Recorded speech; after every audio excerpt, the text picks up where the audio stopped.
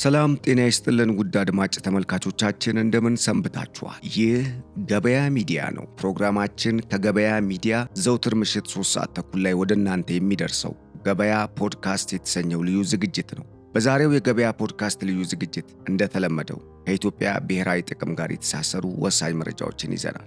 ቀዳሚ ወዳደረግነው መረጃ ስናልፍ ግብፅ፣ ሱዳንና ኤርትራ ከሌሎች ኃይሎች ጋር በመጣመር ኢትዮጵያ ላይ ሌላ ሴራን ለመፈጸም እየተዘጋጁ መሆናቸው ተገልጿል። በተለይም በዚህ ሴራ ውስጥ የአገር ውስጥ ኃይሎችንም ሊያካትቱ የሚችሉበት ሰፊ እድል እንዳለም እየተገለጸ ነው። ለመሆኑ ምንድነው ያሰቡት? በስፋት የምትሰሙት ይሆናል።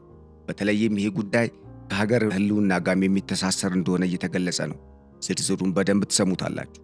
ወደ ሁለተኛው መረጃችን ስናልፍ ሁለተኛው መረጃችን የቀይ ባህር ጉዳይን የሚመለከት ነው። በተባበሩት መንግስታት ድርጅት ዓለም አቀፍ ስብሰባ ላይ እንግዲህ 80ኛው ስብሰባ ላይ የቀይ ባህር ጉዳይ ተነስቶ ኢትዮጵያን ጨምሮ የባህር በር የሌላቸው በርካታ ሀገራት የባህር በር ማግኘት እንዳለባቸው መገለጹ ተጠቁሟል። በተለይም በዚህ ጉባኤ ላይ ኢትዮጵያ ጉዳዩን ጠንከር አድርጋ መያዟን የሚያሳዩ መረጃዎችን አካፍላለች። እንደዚሁም ደግሞ የቀይ ባህር ጉዳይ በተለይም ከአሰብ ወደብም ጋር የተያያዙ የቀጠናውን ሁኔታዎች የሚዳስሱ መረጃዎችም ለተለያዩ ተጽዕኖ ፈጣሪ ለሚባሉ ሀገራት ማካፈሏም ተገልጿል።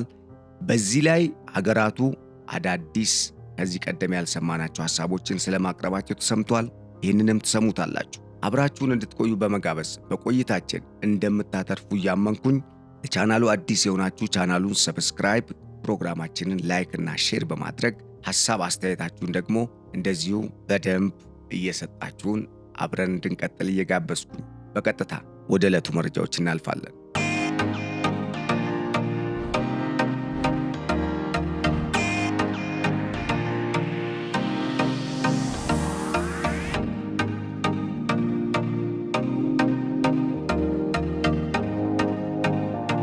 ቀዳሚ ያደረግነው መረጃ የግብፅ፣ ሱዳንና ኤርትራ መንግስታት በኢትዮጵያ ላይ አዲስ ሴራን ተግባራዊ ለማድረግ እየተንቀሳቀሱ መሆናቸው ተገልጿል። በተለይም ይሄ ሴራ የኢትዮጵያን ህልውና እጅጉን ሊፈታተን የሚችል እንደሆነም እየተጠቆመ ነው። ይሄ ጉዳይ አሁን ላይ በስፋት በተለይ በመንግስት ዘንድ በጥብቅ የሚታወቅ እንደሆነ ይታመናል። ነገር ግን የጂኦፖለቲክስና ዓለም አቀፍ ግንኙነት ባለሙያዎችና ተንታኞች ነገሩ ጠንከር እያለ ስለመምጣቱና ይህንን ጉዳይ በትኩረት መመልከት እንደሚገባም እየጠቆሙ ነው። ጉዳዩ ግብፅ የራሷ የሆነ ልክ በሱዳን እንደ አልቡርሃን የምትዘውረው በቀጠናው በዚህ በምስራቅ አፍሪካ ቀጠና ራሷ የምትዘውረው ለግብፅ እሺ ብሎ የሚገዛ ወይም ከግብፅ ጋር የማይጣላ መንግስት በኢትዮጵያ እንዲመጣ እንደምትፈልግ የሚያሳይ ነው። በእርግጥ የኢትዮጵያ መሪዎች እስካሁን ከግብፅ ጋር በተቃርኖ ነው ያሳለፉት። ምክንያቱም የግብጾች አባይንና የአባይን ምንጭን ለመቆጣጠር ካላቸው ፍላጎት የተነሳ አንድም ጊዜ ለኢትዮጵያ ሰላም አስበው አያውቁም። ኢትዮጵያ ለዘመናት የሚፈሱ ደሞች የንጹሃን ዜጎች ደም በግብጾች ሴራና በነሱ ጀሌዎች በነሱ ታዛዦች አማካኝነት የሚፈጸም ነው። አሁን ምንድነው አዲሱ ነገር?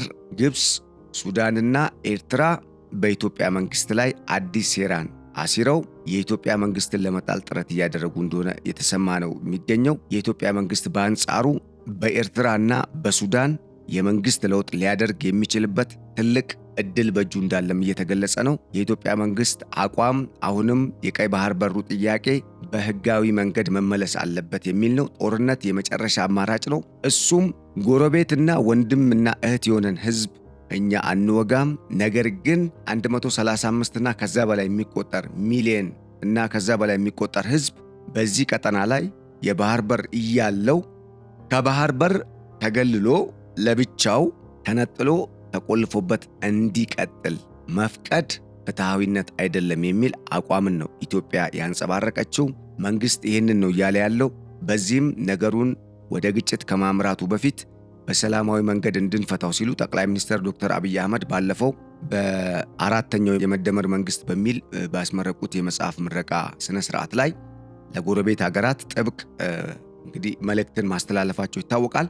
ያንን ጥብቅ መልእክት ተከትሎ ነው እንግዲህ ግብፅ፣ ሱዳንና ኤርትራ ቀጣዩ የኢትዮጵያ መንግስትና በቀጠናው ከኢትዮጵያ መንግስት ጋር የተጣመሩ ሀገራት መሪዎች ወይም መንግስታት እርምጃ በሱዳንና በኤርትራም የስርዓት ለውጥ የመንግስት ለውጥ ሊያመጣ የሚችል ስለሆነ ኤርትራ ደግሞ በሰላማዊ መንገድ ይህንን የባህር በር ለኢትዮጵያ የመስጠት ወይም ህጋዊ በሆነ አግባብ ኢትዮጵያ ህጋዊ መብቷ እንዲጠበቅ እንዲከበር ለማድረግ ፈቃደኛ ስላልሆነችና ግዴታ ጦርነት ውስጥ መግባት አለብን ወይም በውጊያ አዲስ አበባ ያለውን መንግስት የምናረገውን እናረጋለን የሚል አይነት አስተሳሰብ ይዘው ስለገቡና አሁን ላይ በቡሬም በአሰብ በኩል ባሉ የተለያዩ ግንባሮች እንደዚሁም በሰሜን ኢትዮጵያ ትግራይ ክልል በርካታ የሆኑ እንቅስቃሴዎችን እያደረጉ ነው የሚገኙት።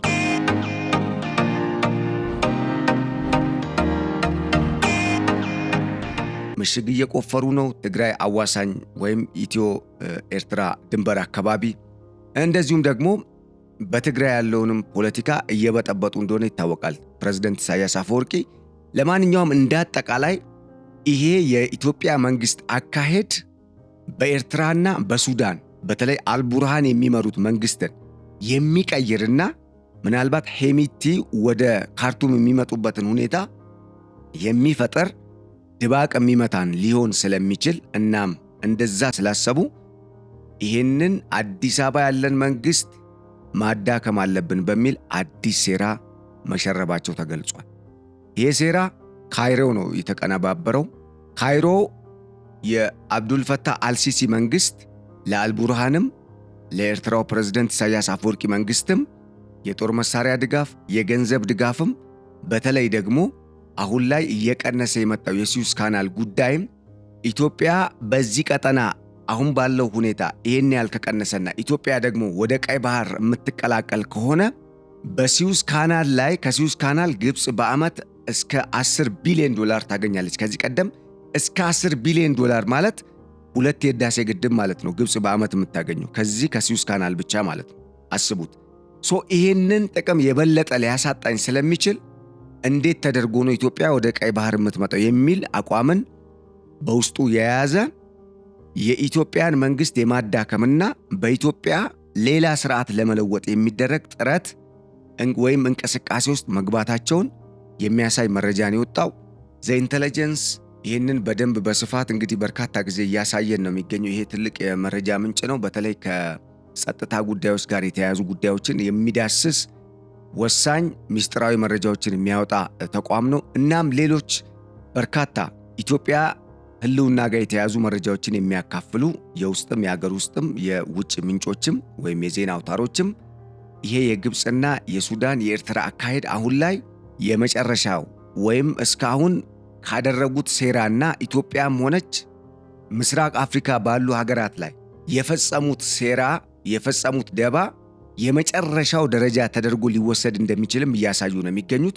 በተለይም ግብፅ አሁን ኢትዮጵያ ወደ ቀይ ባህር አሁን ቀይ ባህር ባለበት ሁኔታ ኢትዮጵያ ወደ ቀይ ባህር የምትቀላቀል ከሆነ ግብፅ በቀጠናው ያላትን ተጽዕኖ ፈጣሪነት ብቻ ሳይሆን የምታጣው ከሱዌዝ ካናልም የማገኘውን ገቢ ላጣ እችላለሁ የሚል ከፍተኛ ስጋት ውስጥ ወድቃለች።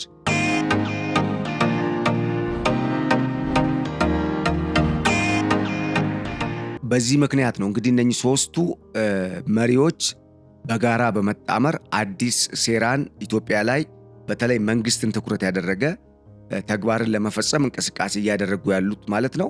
ለዚህ ምንድነው ምክንያት የሆነው ተብሎ ሲነሳ ለዚህ በተለይ ለግብፅ ዋነኛ ስጋት ምንጭ ሆናት የእስራኤል አጀንዳ ነው። እስራኤል ዓለም አቀፉን የንግድ መስመር በተለይ የህንድ ውቅያኖስን አቋርጦ ቀይ ባህርን አልፎ በሱዌዝ ካናል እንግዲህ ውስጥ አልፎ ወይም ተሻግሮ ሜዲትራኒያን ባህርን የሚቀላቀለውን ይህንን ዓለም አቀፍ የንግድ መስመር ወደ ራሷ ለመቀየስ በተለይም በገልፍ ኦፍ አቃባ በሚባለው እስራኤል፣ ጆርዳንና ሳውዲ አረቢያ በሚዋሰኑበት ቀይ ባህር ቀጠና አቅራቢያ በዛ አገባብ በዛ እንዲሄድ ለማድረግ እስራኤል ከፍተኛ ጥረትን እያደረገች ነው የሚገኘው። እንደውም አዲስ የባቡር መስመርም እየዘረጋች ነው የሚገኘው። በተጨማሪ ደግሞ እንግዲህ ጋዛን ሙሉ በሙሉ መቆጣጠር የምትችል ከሆነ በጋዛ አቋርጦ የሚሄድ የሜዲትራኒያን ባህርና የቀይ ባህርን የሚያገናኝ ትልቅ የአርቲፊሻል ወይም ሰው ሰራሽ ልክ እንደ ሱዌዝ ካናል አይነት ማለት ነው። ነገር ግን ከሱዌዝ ካናል በብዙ መልኩ ዘመናዊ የሆነና ስፋቱም በጣም የሚበልጥ ቤንጎሪዮን የሚባል አዲስ የንግድ መስመርን ለመፍጠር እስራኤል ከፍተኛ ርብርብን እያደረገች ነው የሚገኘው። ከዚህ ጋር ተያይዞ ነው እንግዲህ እስራኤል አሁን ይህንን የዓለም አቀፍ የንግድ መስመር መቆጣጠር አንደኛ በአረቡ ዓለም ዘንድም ጥርስ እየተነከሰባትም ስለሆነ የሚደርስባትን ጫና ለመቀነስና ከአረቡ ዓለም ሀገራት ጋርም ጠንካራ የሆነ ዲፕሎማሲያዊ፣ የንግድም፣ ኢኮኖሚያዊ እንደዚሁም ደግሞ ሌሎች ቴክኖሎጂን፣ ውሃን እንደዚሁም ደግሞ ቀጠናዊ የደህንነት ሁኔታዎችን መሰረት ያደረጉ ወይም ማዕከል ያደረጉ ስምምነቶችን በመፈረም አብራ በሰላም እንድትቀጥል ሊያደርጋት እንደሚችልም ተንብያለች። ለምንድን ነው? ይሄ ፕሮጀክት ቀጠናዊ የኢኮኖሚ ትስስርንም ያመጣል። እስራኤልን ደግሞ በበላይነት ያንን በባለቤትነት እንድትቆጣጠር ስለሚያደርጋት በዚህ ውስጥ ሐሳብ አላት ለመጠቀም ማለት ነው።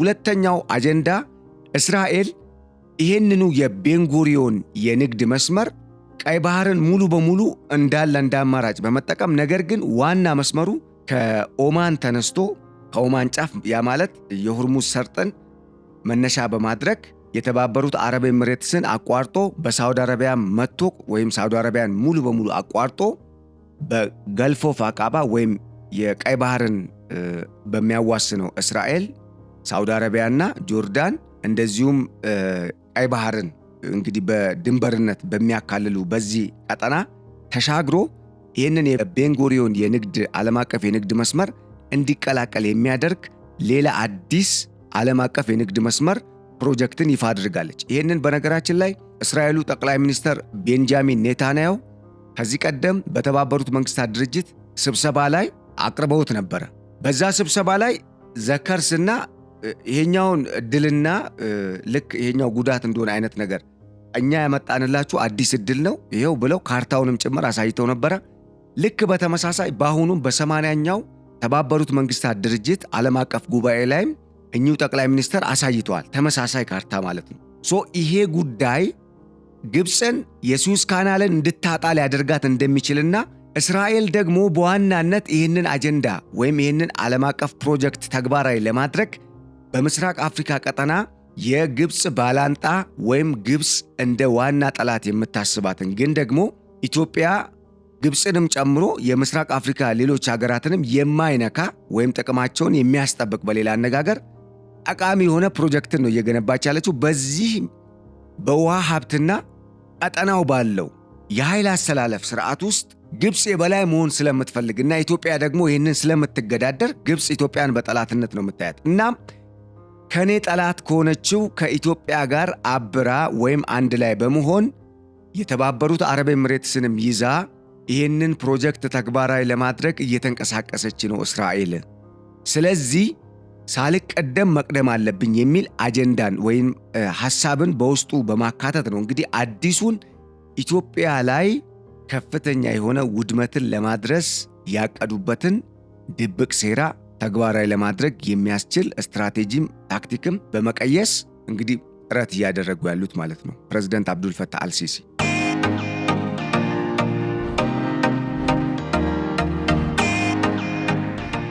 አሁን ፖይንቱ ምንድነው? ከዚህ ቀደም በርካታ ጊዜ ባጋራናችሁ መረጃዎች ጠቅሰናል። ግብፅ የሱዳኑ ጀነራል አብዱል ፈታህ አልቡርሃንና ኤርትራው ፕሬዝዳንት ኢሳያስ አፈወርቂ ተጣምረዋል። ኢንኬዝ ኢትዮጵያና ኤርትራ መካከል ጦርነት ቢፈጠር እነኚህ ሶስት ሀገራት አብረው ኢትዮጵያን ሊወጉ እንደሚችሉ ግልጽ ነው። ይሄ ከዚህ ቀደም በርካታ ጊዜ ያጋራናችሁ መረጃ ነው። አሁን ግን በተለየ መልኩ እስካሁን የሞከሩት ሙከራና የሄዱበት ርቀት ስላላዋጣቸው አዲስ የውስጥና የውጭ ኃይሎችን በመጠቀም የኢትዮጵያ መንግስት በማዳከም ጦርነቱን የበላይ ሆኖ ለመጨረስ አይዘር ደግሞ ጦርነት ስል ብዙ አይነት ጦርነት ነው ያለው። ይሄ ዝም ብሎ አክቹዋል የሚባለው ቀጥታ በአውደ ውጊያ ውስጥ ብቻ በመሳተፍ በፊት ለፊት የሚደረግ ጦርነትን ብቻ ሳይሆን በርካታ የተዘዋዋሪ ጦርነቶች አሉ። አንዱ የዲፕሎማሲ ጦርነት ነው። ሌላው የዲጂታል ጦርነት አለ። ይሄ በዲጂታል ሚዲያ ለምሳሌ በማህበራዊ ሚዲያ ኤአይ የሚደረጋል። የተለያዩ መልእክቶችን ልክ ታዋቂ በሆኑ ሰዎች ድምፅ አስመስለው ከሰሞኑ እንኳን ዘፈኖችን ልክ ኤርትራን ደግፈው እንደሚዘፍኑ አይነት አድርገው የኢትዮጵያ በጣም ታዋቂ ዘፋኞች ተወዳጅ ዘፋኞችን ጭምር በአርቲፊሻል ኢንተለጀንስ አስመስለው አሰርተው ራሳቸው ሰርተው ኢትዮጵያኖች የቀይ ባህር በርን ጉዳይ እንዳይደግፉ ወይም ደግሞ ከመንግስት ጎን እንዳይቆሙ፣ መንግስትን እንዳይደግፉት፣ መንግስት ያነሳው አጀንዳ ትክክል አይደለም ብለው እንዲያስቡ ለማድረግ የኢትዮጵያ ታዋቂ አርቲስቶችን ጭምር በአርቲፊሻል ኢንተለጀንስ የአዲስ የቴክኖሎጂ ፈጠራ በመጠቀም ከራሳቸው ጎን ለማሰለፍ ወይም ከነሱ ጎን እንደቆሙ ለማድረግ ወይም ለማሳየት ሙከራ እያደረጉና ሰውን እያሳሳቱ ነው የሚገኙት። ስለዚህ በዚህ አጠቃላይ በዲፕሎማሲውም በቀጥታም ሆነ በእጅ አዙር በሚደረግ ጦርነት ውስጥ አሸናፊ ለመሆን እየጣሩ ነው የሚገኙት። በእርግጥ ይታወቃል፣ ኤርትራ ኢትዮጵያን አታሸንፍ። ኤርትራ ኢትዮጵያን ራሷን ችላ ከኢትዮጵያ ጋር ጦርነትን ብታደርግ አታሸንፍም። ምክንያቱም በብዙ መልኩ የሁለቱ ሀገራት አቅም የማይነጻጸር ነው። በርካታ የሚሊተሪ ይሄ የአርማመንት ወይም ከጦር መሳሪያ አቅም ጋር በተገናኘ የወታደራዊ ደረጃንና የሀገራትን አቅምን በመለካት ትንተናን በመስጠት የሚታወቁ ተቋማትም ኢትዮጵያን የበላይ በማድረግ ድል እንደምትቀዳጅ ትንበያ እየሰጡ ነው ከወዲሁ ማለት ነው።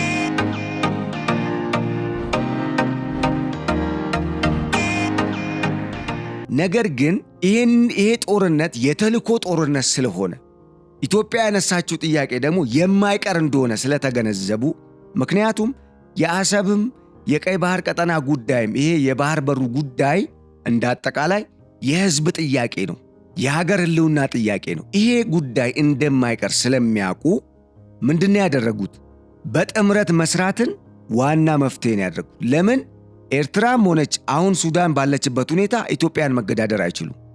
በእርግጥ ይህን ስል የትኛዋን ኢትዮጵያን ነው ስለ የትኛዋ ኢትዮጵያ ነው የምታወራው የምትሉ ሰዎች ልትኖሩ ትችላላችሁ። አይ ዶንት ቦዘር አባውት ስለዛ ምንም እንትን አይደለም። ፖይንቴ ግን ምንድነው የውስጥ ችግርም ቢኖርባት ባለፈው በአሜሪካ ኮንግረስ ሐሳብ አቅራቢነት አሜሪካ የምስራቅ አፍሪካ ቀጠናዊ ጸጥታና ደህንነት ጉዳዮች ቋሚ ኮሚቴ ስለ ኢትዮጵያና ስለ ምስራቅ አፍሪካ ብሎም ስለ ቀይ ባህር ቀጠና በተለይም አሁን በምስራቅ አፍሪካ ቀጠና ስላለው ውጥረት ጂኦ ስትራቴጂክ አጋር የትኛው አገር ነው ለኛ የሚሆነው ይህንን ውጥረት ተቋቁሞ ማለፍ የሚችለውና ከኛ ጋር ስትራቴጂካሊ አብሮ መስራት የሚችለው አገር የትኛው ነው በሚል በተጠናው ጥናትና በቀረበው ሪፖርት ላይ በይፋ የተገለጸው ነገር ምንድነው? ኢትዮጵያ የቀይ ባህር ቀጠናንም የምስራቅ አፍሪካ ቀጠናንም በስነ ስርዓቱ ማስጠበቅ የሚችል ግን ደግሞ ድጋፍ የሚፈልግ ኃይል እንዳላት አሜሪካኖች አረጋግጠዋል። በአንጻሩ ኤርትራ፣ ሱዳን፣ ጅቡቲ፣ ሶማሊያ ፌልድ ስቴት ናቸው የሚል ድምዳሜ ላይ ነው የደረሱት። ለዚህ ነው በቀይ ባህር ቀጠና ላይ ሳውዲ አረቢያ፣ ግብፅና እስራኤል ብቻ ናቸው ተዋናይ ሆነው አሁን ላይ በስፋት እየተንቀሳቀሱ የሚገኙት።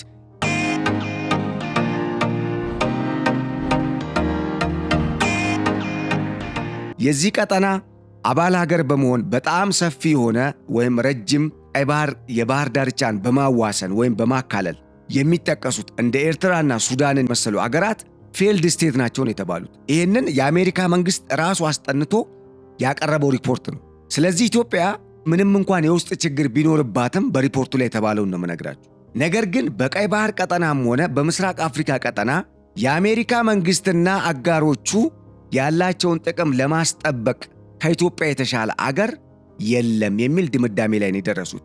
በእርግጥም እውነት ነው። ምክንያቱም ኢትዮጵያ አንደኛ ካላት ህዝብ ብዛት፣ ከተማረ ሰው ኃይል አንጻር፣ እያደገ እንደሚሄድ ተስፋ ሰጪ ከሆነው ኢኮኖሚው አንጻር፣ አሁን ላይ በተጨባጭ የተሰሩ ካሉ ኃይልን የማደራጀት፣ የውስጥ አቅምን የማጠናከር፣ የወታደራዊ አቅምን የማዘመን፣ በዓለም አቀፍ ደረጃ ኢትዮጵያ የታላቁ የኢትዮጵያ ህዳሴ ግድብን ማስመረቋን ተከትሎ እንግዲህ እየተፈጠረ ያለውን የዲፕሎማሲ አቅም ኢትዮጵያ ከዚህ ቀደም በሰላም ማስከበር ሂደት ቀጠናውን አንድ ላይ አስተሳስራ በመያዝም የነበራት ታሪክ ለኢትዮጵያ አሁን በአሜሪካ መንግስት ተፈላጊ ከመሆንም አልፋ የዚህ አይነት ደረጃ እንዲሰጣት በጥናት ማለት ነው ካደረጉ ምክንያቶች መካከል በዋናነት የሚጠቀሱ ናቸው። ስለዚህ በዚህ አግባብ አሁን በዚህ ቀጠና ላይ በሚደረገው እንቅስቃሴ ሊፈጠር በሚችለው የኃይል አስተላለፍ ውስጥ ግብፅ በጀሌነት የያዘቻቸው ኢሳያስም ሆኑ አልቡርሃን ሊዋጡ ነው።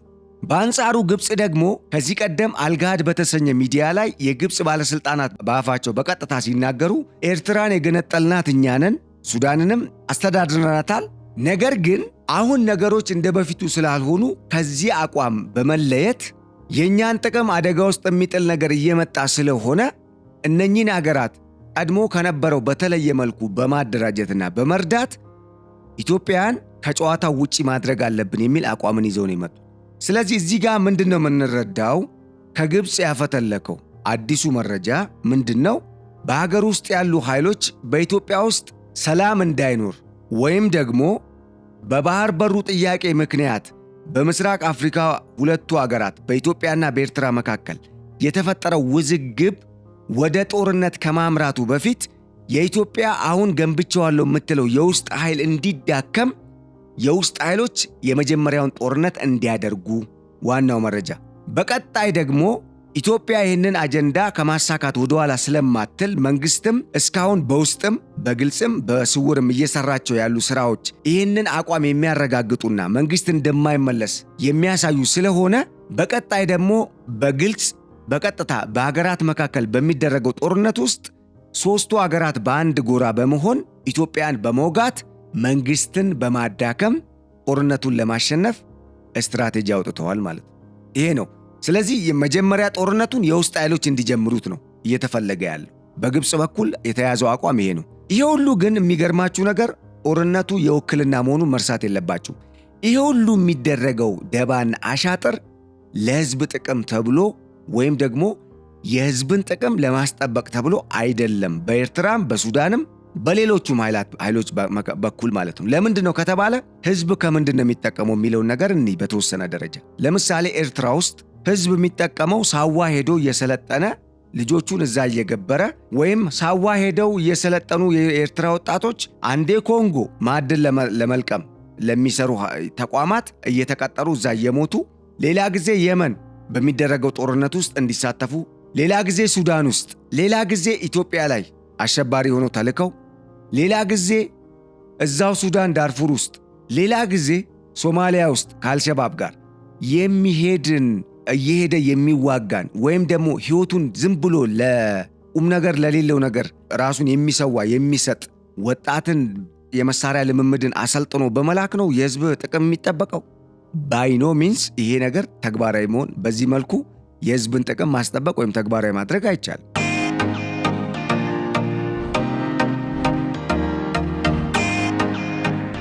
ምክንያቱም ለህዝብ እንደማይደረግ ወይም የህዝብን ጥቅም ለማስጠበቅ የሚደረግ የጦርነት ዝግጅት እንዳልሆነ የምታውቁት አንዱ ከዚህ ነው። የኤርትራ መንግስት የኤርትራ ወጣቶችን ለማገዶነት ነው የሚጠቀማቸው። ለምን? የትኛው የኤርትራ ወጣት ነው ተስፋ ኖሮት ሀገሩ በቀጣይ የኢንዱስትሪ ፓርኮች ገንብታ የተለያዩ የመስኖ ልማቶችን የሚያፋጥኑ ግድቦችን ገንብታ ወይም የውሃ አማራጮችን ፈጥራ አዳዲስ የግብርና መሳሪያዎችን አስገብታ ለገበሬው ለአርሶ አደሩ የግብርና ምርቱ እንዲያድግ ምርታማነት እንዲጨምር አድርጋ የውጭ ግንኙነት ፖሊሲዋ ታድሶ አስተካክላ ከቀጠናው ሀገራት ጋር ሰላም ፈጥራ የተማሩ ኤርትራውያን፣ ያልተማሩ ኤርትራውያን፣ ሴት ወንድ፣ ትንሽ ትልቅ ሳይል በቀጠናው ካሉ ሀገራት ጋር በተፈጠረው ሰላም ምክንያት እየሄዱ የሥራ ዕድል አግኝተው ተንቀሳቅሰው ሕይወታቸውን መቀየር የሚችሉበትን ሁኔታ ቀይራ እስካላሳየች ድረስ የትኛው ነው ለህዝብ ተብሎ ለምቶ የኤርትራ ወጣት ተስፈኛ ሆኖ ሀገሩን እንዲወድና ሀገሩ ለሱ እነኚህ ያልኳቸውን ጥቅሞች እንድትሰጥ የሚያደርግ ሥራ እየሰሩት ነው ኢሳያስ አፈወርቂ?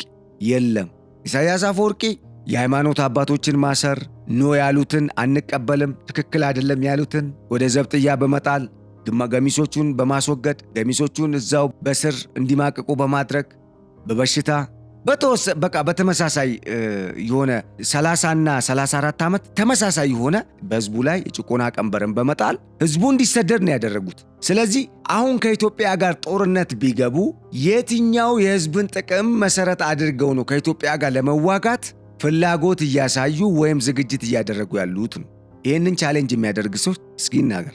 ሁለተኛ ማንንስ ነው የሚወጉት ነው? አሁን ኢትዮጵያን ብናይ በሰጥቶ መቀበል መርህ ይህንን ጉዳይ እንጨርሰው። ኢትዮጵያ የባህር በር ማግኘት አለባት፣ ግዴታ ነው።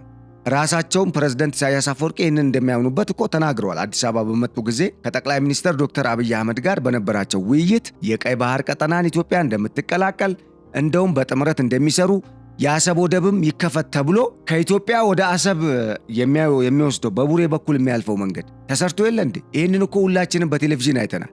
ለምን ተዘጋ? በተጨማሪ ደግሞ ኢትዮጵያ በሰጥቶ መቀበል መርህ በሚለው አግባብ ወይም የዲፕሎማሲ አካሄድ አንደኛ ከብሔራዊ ፕሮጀክቶቿ ሼር እንዲኖራቸው ለማድረግ ጠይቃለች ወይም አማራጭ አቅርባለች። ለምሳሌ ከኢትዮ ቴሌኮም፣ ከልማት ድርጅቶች፣ ከኢትዮጵያ አየር መንገድ እንደዚሁም ደግሞ የሚለማ መሬት ከዛ ከሚገኝ ምርት ላይ የተለያዩ ጥቅሞችን ኤርትራውያን ወይም የኤርትራ መንግስት እንዲያገኝ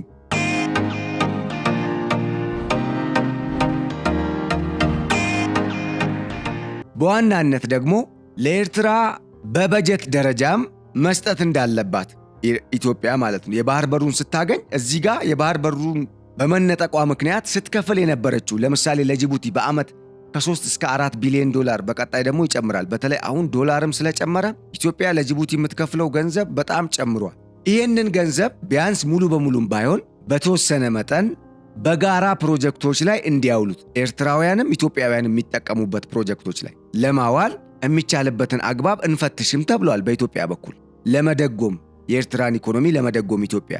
ከዛ በተጨማሪ ኢትዮጵያ በርካታ አማራጮችን አቅርባለች ከኢትዮጵያ ጋር በንግድና በኢኮኖሚ ለመተሳሰር ብዙ ነገር። ይሄንን መቀበል ለምንድን ነው የከበደው ከተባለ ይሄ እኮ የህዝብን ጥቅም ነው የሚያስጠብቀው ኢትዮጵያ ያቀረበችው ሐሳብ። በአንጻሩ የህዝብ ጥቅም የሚጠበቅ ከሆነና የህዝቦች መብት የሚከበር ከሆነ ኢሳያስ አፈወርቂ 1 ሳምንት በቤተ መንግስት መቆየት አይችሉም። ህዝቡ ይነሳል። ስለዚህ ይህንን የማይፈልጉት ኢሳያስ አፈወርቂ ምንድን ያደረጉት? ግብፅን እንደፈለግሽ አሹሪኝ፣ እንደፈለግሽ እኔ ላይ ተጫውቺ፣ የፈለግሽውን ነገር ማድረግ ትችያለሽ አይነት በራቸውንም ጓዳ ጎድጓዳቸውንም ከፍተው አሳዩ። መጀመሪያም ሲጀመር እንስሱም ከዛ ነው የተጀመረው። ኤርትራ አሁን ድረስ በግብፅ እጅ ነች። ግብፅ ነች የምትዘውራቸው ኢሳያስ አፈወርቂ። ቀለብም የሚሰፈረው ከግብፅና ሳውዲ አረቢያን ከመሰሉ አገራት ነው። እሱም አሁን ሊቋረጥ ይችላል ከጊዜያት በኋላ። ለማንኛውም ይሄ ነው በኤርትራ በኩል ግብፅ አሁን ያላት ይዞታ። የኤርትራ መንግስት ላይ ግብፅ ያላት አፐራንድ በዚህ ደረጃ እንግዲህ የከፋና በጣም ውስብስብ እንደሆነ መረዳት ይቻላል። በሌላ በኩል ሱዳን ውስጥም ተመሳሳይ ነገር ነው ያለው።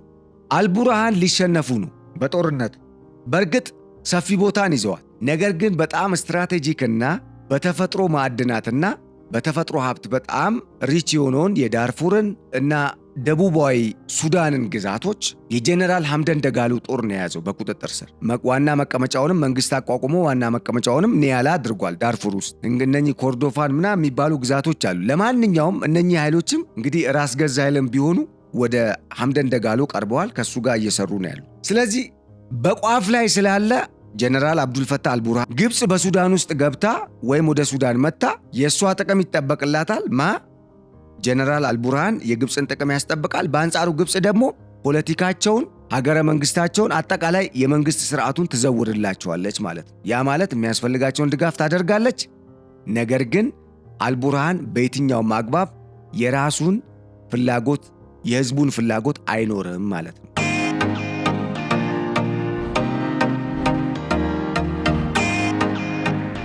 ለምን? ግብፅ ነች እዚህ ውስጥ ሮል ያላት። ግብፅ አልቡርሃን ለገባበት ጦርነት ድጋፍ የምታደርግ ከሆነ በአንጻሩ በምትክ ደግሞ ወይም በመልሱ ደግሞ አልቡርሃን የግብፅን አጀንዳ የሚያስፈጽምላት ነው ማለት ነው የሚሆነው። ይሄ ነው እየሆነም ያለው በገሃድ። ስለዚህ እነኚህ ሶስት መንግስታት በአንድ ላይ በመጣመር የውስጥ ኃይሎች በኢትዮጵያ መንግስት ላይ ከፍተኛ የሆነ የማያቋርጥ ጦርነት እንዲከፍቱ በማድረግ የኢትዮጵያ መንግስት ወደ ቀይ ባህር ቀጠና የሚያደርገውን ጉዞ ለመግታት ጥረት እያደረጉ ነው የሚገኙት። በሌላ በኩል ይሄንን የውስጥ ኃይል አሸንፎ ወደኛ የሚመጣ ከሆነ ደግሞ ኃይሉ ተዳክሞ ስለሚመጣ ኢኮኖሚውም ተመናምኖበት ስለሚመጣ ኢዚሊ እኛ ጦርነቱን የማሸነፍ በጦርነቱ አፐራንድ የመያዝ እድል አለን የሚል ስሌትን ሰርተው ነው ወደ ጦርነት የገቡት። ከሰሞኑ ኢትዮጵያ ውስጥ በጣም እንግዲህ የሚናፈሱ የውሸት የሐሰት ፕሮፓጋንዳዎችም አሉ። እነኚህ የዛ አካል ናቸው። አንሸወድ ነው ባጭሩ። ለኛ የሚጠቅመን ቢከፋም ቢለማም አሰብና ቀይ ባህር ነው። የግብፅ ጀሌዎች የሚያራምዱት ይሄ አሰብ ምን ይሰራል፣ የቀይ ባህር ለኢትዮጵያ ምን ይሰራላታል፣ መጀመሪያ ለምንድን ነው የውስጥ ሰላሟን ማታስጠብቀው ምናምን የሚለው ጉዳይ አይጠቅመንም። ለምን? የኢትዮጵያ የውስጥ ሰላም እንዲናጋ የሚያደርጉት እነኚሁ ኃይሎች ናቸው። ይህንን መርሳት የለብንም። ዋናው ኃይል አሁን የኢትዮጵያ መንግስት ትኩረት ያደረገው ኢሳያስ ላይ ነው። የኢሳያስ መንግስት የሚገረሰስ ከሆነ ትረስት ሚ እመኑኝ፣ ቀጠናው ሰላም ነው የሚሆነው። ለምን? ምንጩ ከደረቀ የሚወርደው ውሃ እኮ ሄዶ የሆነ ቦታ ላይ የሚያበቃ ነው የሚሆነው። ኢትዮጵያን የሚያምሱት ግብፅ እና ኤርትራ፣ በተለይ ፕሬዝዳንት ኢሳያስ አፈወርቂ የሚመሩት መንግስትና የአልሲሲ መንግስት ኋላ የተሰለፉት ሌላ ጥቅም ያላቸው ኃይሎች ናቸው። ይሄንን መረዳት ግልጽ መሆን አለ። በግልጽ መረዳት መገንዘብ መቻል አለብን። ለመብት የሚደረግ እንቅስቃሴ የመብት ጥያቄ እሱ እዛ ላይ ጥያቄ የለኝም። እሱ የውስጥ ጉዳይ ነው። እዛ ውስጥም መግባት አልፈልግም። ነገር ግን እነኚህ አገራት አሁን የመጡበት መንገድ አደገኛ ነው።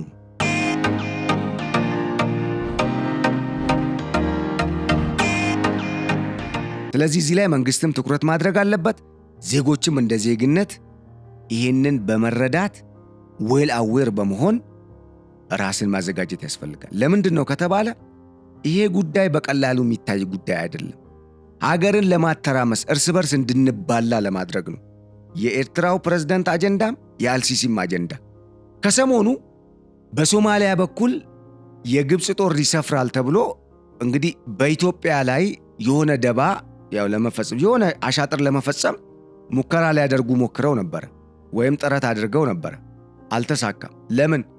ኢትዮጵያ ከኬንያ መንግስት ጋር በመጣመር አመርቂ ስራን የሰራችው በደቡብ ግንባር ወይም ደግሞ በኢትዮ ሶማሊያና ኬንያ ድንበር አካባቢ የግብፅ ጦር እንደፈለገው አልተሳካለትም። በአንጻሩ ከዚህ ቀደም የራሷ ጀሌ ወይም ጓደኛ አድርጋ በኢትዮ ሶማሌላንድ የሜሞራንደም ኦፍ አንደርስታንዲንግ ስምምነት ምክንያት ከግብፅ ጋር ተሰልፈው የነበሩት አኩርፈው ማለት ነው ፕሬዝዳንት ሐሰን ሼክ መሐሙድ አሁን የግብፅ ማካሄድ የኢሳያስ አፈወርቂ ማካሄድ ግልጽ ሆኖ ፍንትው ብሎ ስለታያቸው ከኢትዮጵያ ጋር ወታደራዊ ጥምረትን ለመመስረት ከኢትዮጵያ ጋር በጥምረት በጋራ ለመስራትና ኢትዮጵያ የምትፈልገውን የባህር በር ጥያቄ በተለይ ሶማሊያ በህንድ ውቅያኖስ ዳርቻና በቀይ ባህር መግቢያ አካባቢ በተለይ ወደ ባበል መንደብ አቅራቢያ አካባቢ እንግዲህ ሶማሌላንድን የሶማሊያ ነች ብለን አስበን ማለት ነው ሰፊ የሆነ የባህር ዳርቻዎችን የምትሸፍን ሀገር ከመሆኗ ጋር ተያይዞ በእኔ በኩል የኢትዮጵያን ፍላጎት ማስፈጸም ይቻላል የሚል አቋም ላይ ነው ያለው። ስለዚህ ከዚህ አንጻር እዚህ ጋር ልንረዳ የሚገባን ነገር ምንድን ነው ከተባለ ዋናው ቁም ነገር ሐሰን ሼክም ወደ ኢትዮጵያ መጥተዋል። ያ ማለት የኤርትራ ስኳድ ግብፅ፣ ሱዳን፣ ኤርትራን፣ ጅቡቲን፣ ሶማሊያን ወዘተረፈ ሊያቀፍ ወይም ደግሞ በማንቀሳቀስ ከዚህ ቀደም ኢትዮጵያ ላይ አጌኒስት ለማድረግ ሲንቀሳቀስ የነበረው የተቋቋመው ቡድን አሁን እየተፈረካከሸ መሆኑን ነው። ለምን? ግልጽ እኮ ነው አጀንዳቸው። ሐሰን ሼክ አዲስ አበባ መጥተው የዓለም አቀፉ የአየር ንብረት ለውጥ ስብሰባ ላይ የአፍሪካ የአየር ንብረት ለውጥ ስብሰባ ግን ዓለም አቀፍ ስብሰባ ነው። ለምን? በብራዚል ለተካሄደው የሪዮ ዲ ጄኔሪዮ ስብሰባ ላይ የሚቀርቡ ዓለም አቀፍ አጀንዳዎችን የሚዳስሱ የጥናት ጽሑፎች በዓለም አቀፍ ኤክስፐርቶች የቀረቡበት ነው። እዛ ላይ ተሳትፈው የአፍሪካ ካሪቢያን ደሴት ሀገራት የጋራ ጉባኤም ላይ ተሳትፈው የታላቁ የኢትዮጵያ ህዳሴ ግድብ ምረቃ ስነ ስርዓት ላይ በክብር እንግድነትም ተጋብዘው ያላቸውን አቋም በግልጽ መናገራቸው ኢሚዲየትሊ ከማበሳጨት አልፎ ሐሳባቸውን እንዲቀይሩ ነው ያደረጋቸው ፕሬዝዳንት ኢሳያስ አፈወርቂንና አልሲሲን። አልቡርሃንም እዚህ ውስጥ አሉበት። ወዲያው የፕሬዝዳንት ሐሰን ሼክን ተቃዋሚ የቀድሞ የሞቃዲሾ የሶማሊያ ዋና ከተማ ከንቲባን በፕሬዝዳንት ሐሰን ሼክ መሐሙድ ላይ ለመሾም ወይም መፈንቅለ መንግስት ለማድረግ ሐሰን ሼክ ላይ ነበረ አልሸባብንና ሌሎች ቡድኖችን በማደራጀት ቶሎ ብለው ግስጋሴ ማድረግ የጀመሩት።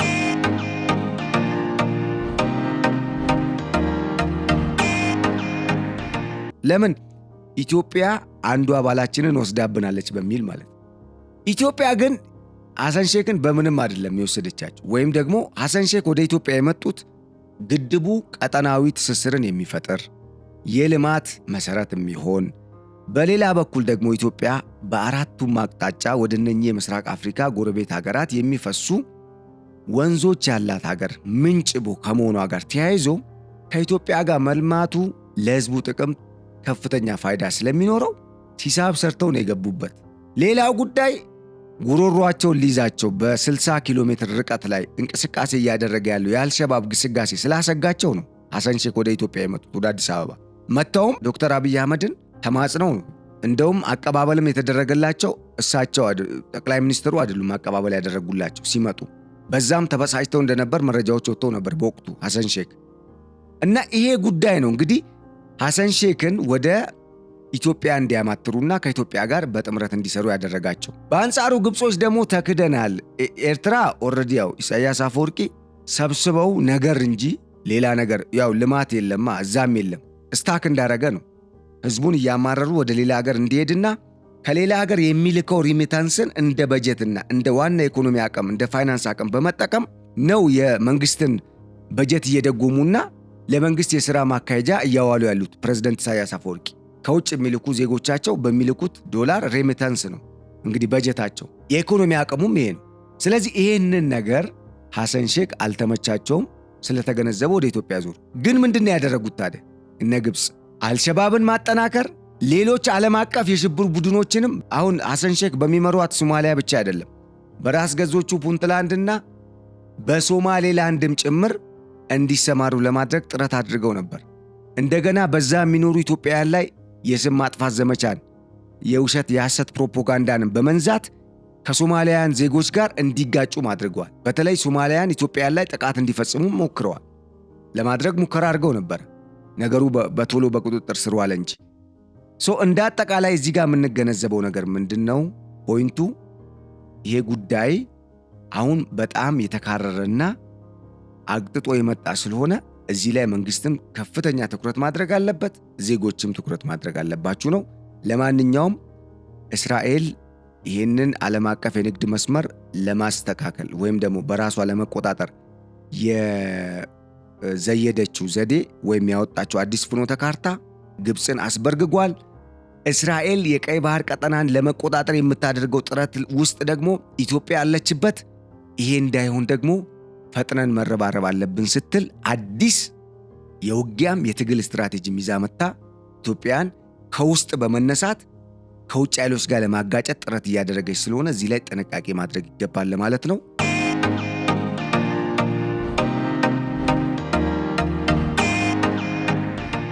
ወደ ሁለተኛው መረጃ ስናልፍ በተባበሩት መንግስታት ድርጅት ውስጥ የኢትዮጵያ የቀይ ባህር በር ጥያቄ በጣም በስፋት ተነስቷል። በርካታ የዓለም ሀገራት ኢትዮጵያን ደግፈዋል። ኢትዮጵያ የቀይ ባህር በር ጥያቄን በአውንታዊነት እንዲታይ ጠይቃለች። ምክንያቱም ኢትዮጵያ የጠየቀችው መብት ነው። ኢትዮጵያ የጠየቀችው በጋራ እንጠቀም የሚል ቀጠናዊ የኢኮኖሚ፣ የማህበራዊ አጠቃላይ ከሽብርተኝነትንና ሌሎች የጸጥታ ስጋቶችን የመከላከል አቅምን የማደራጀት ጥያቄን ነው የጠየቀችው። ስለዚህ ይህንን ጥያቄ በአውንታዊነት ዓለም ሊመለከተው ይገባል። ይሄ ደግሞ ከዚህ ቀደም ከነበረው ኢትዮጵያ የረሃብ የበዛበት እንደዚህ የጸጥታ ሰላም የሌለበት አገር በሚል ኢትዮጵያ ላይ ሲነዛ የነበረውን ጥያቄ ወይም የሐሰት አጀንዳ የሚቀለብስ ሆኖ ነው የተገኘው። በርካታ የተባበሩት መንግስታት ድርጅት አባል ሀገራት ኢትዮጵያን ጨምሮ በርካታ የባህር በር የሌላቸው ሀገራት የባህር በር ማግኘት መብት እንዳላቸው፣ እንደዚሁም ደግሞ ኢትዮጵያ በዋናነትና በተናጠል ይህንን ታሪካዊ መብቷን የሚያጎላ የሚያረጋግጥ ወሳኝ ሰነዶችን ለተባበሩት መንግስታት ድርጅት ይሄ ጉዳይ ለሚመለከተው ኮሚቴ ማቅረቧን ተከትሎ በተለይ በጎንዮሽ በተደረጉ ውይይቶች ኢትዮጵያ ትልቅ ብስራት ከተባበሩት መንግስታት ድርጅት ስለመበሰሯ ወይም ደግሞ እንዳገኘችን የተገለጸው። ይህም የባህር በሩ ጉዳይ እንደ ክፋት ወይም በአሉታዊ ጎኑ ሊነሳ የማይገባው እንደሆነና የተባበሩት መንግስታት ድርጅት በሚፈቅደው በቻርተሩም እንደዚሁም አሁን ላይ ህግ ሆኖ በዓለም አቀፍ ደረጃ በ1980ዎቹ በጸደቀው የባህር ህግ መሰረት ኢትዮጵያ የባህር በር የምታገኝበት ሁኔታ ሰፊ እንደሆነና ሰነዶቹም እንደዚሁም እየቀረቡ ያሉ መረጃዎችና ማስረጃዎችም የኢትዮጵያን የመብት ባለቤትነት የሚያረጋግጡ ከመሆናቸው ጋር ተያይዞ አሁንም እኚሁ የኤርትራው አምባገነኑ ፕሬዝዳንት ኢሳያስ አፈወርቂም ሆኑ አለቃቸው አልሲሲ ደንግጠዋል ነው የተባለው።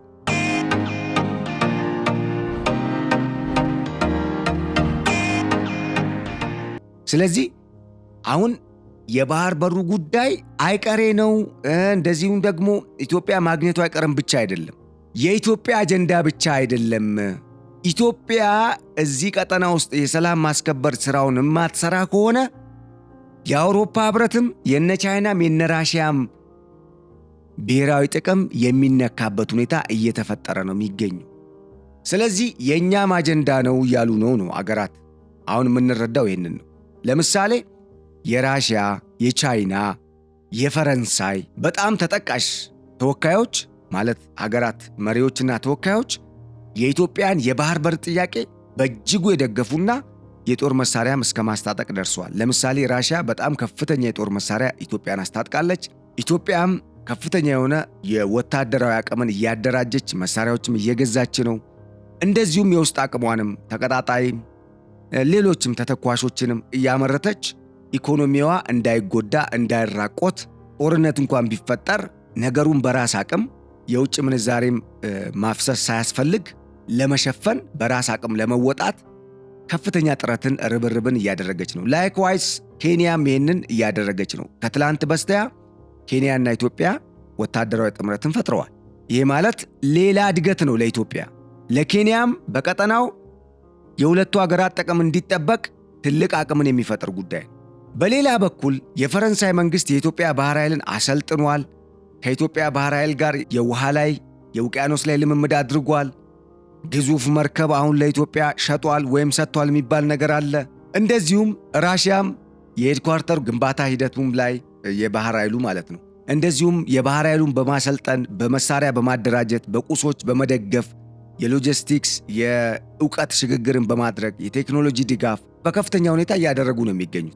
ቻይና በአንጻሩ ኢትዮጵያ የቀይ ባህር ቀጠና ላይ እንድትመጣ ትፈልጋለች። ነገር ግን የሶማሌላንድ ጉዳይ እስኪፈታ ድረስ ለዘብተኛ ሆና ነው እየቀጠለች ያለችው። ለምን? ሶማሌላንድ አገር የምትሆን ከሆነ ታይዋንም አገር ስለምትሆን በተባበሩት መንግስታት ድርጅት፣ ያን ጊዜ ደግሞ ቻይና ታይዋንን ወራ ጦርነት ከፍታ የምታወድም ከሆነ ልክ ዛሬ እስራኤል እንደተወገዘችው በዚህ ህብረት ውስጥ ቻይናም ልትወገዝ ነው። ያንን ስለማትፈልግ ቻይና ዌት ኤንድ ሲን የሚለውን አፕሮች እየተከተለች ነው። በተመሳሳይ ሳውዲ አረቢያ የአሰብ ወደብ ላይ የማልማት ፍላጎት አላት። ነገር ግን አሰብ የማን ነው የሚሆነው የሚለው ጉዳይ ላይ ስለሚያውቁትም አሻጥሩን እንግዲህ እየተጠባበቁ ነው የሚገኙት። በዚህ ሁኔታ ውስጥ ሆነን ነው እንግዲህ የተባበሩት መንግስታት ድርጅት እንግዲህ ከትላንት በስቲያ እየተካሄደ ባለበት በኒውዮርክ በተደረጉ የጎንዮሽ ውይይቶች ላይ ኢትዮጵያ የበርካታ ሀገራትን ድጋፍ ማግኘቷ የተረጋገጠው፣ ኢትዮጵያም ጉዳዩን እንደምትገፋበት፣ ይሄ የባህር በር ጉዳይ ደግሞ በተለይ በሰላማዊ መንገድ እንዲጠናቀቅ ኢትዮጵያ ባለፉት 5 ዓመታት ጥረት አድርጋለች። የተለያዩ አማራጮችን አቅርባ ተቀባይነት ስላላገኘች ነገሩ ወደ ጦርነት ሊያመራ ስለሚችል ይህንን ለማድረግ ደግሞ ሕጋዊ መብት እንዳላት እንዲረጋገጥ ይህንን አገራት እንዲያቁም ማድረግ ችላለች ማለት ነው። ውድ አድማጭ ተመልካቾቻችን በቀጣይ የባህር በሩን በስርዓት የምንሰማበት አገራችን ሰላም የምትሆንበት በዓላችሁም ሰላም፣ መልካም የእድገት የስኬት የሚሆንበት ዓመቱም እንግዲህ የእድገትና መላ ኢትዮጵያውያን በሰላም ወጥተው መግባት የሚችሉበት ነገር ሁሉ የሚስተካከልበት እንዲያደርግልን በመመኘት የዕለቱን የገበያ ፖድካስት ልዩ ዝግጅታችንን በዚሁ ቋጨን። አብራችሁን ስለነበራችሁ ስለተከታተላችሁንና የእኛም ቤተሰብ በመሆን ስለምታበረታቱን እጅጉን አድርጌ እያመሰገንኩኝ መልካሙን ሁሉ ተመኘው። ሰላም።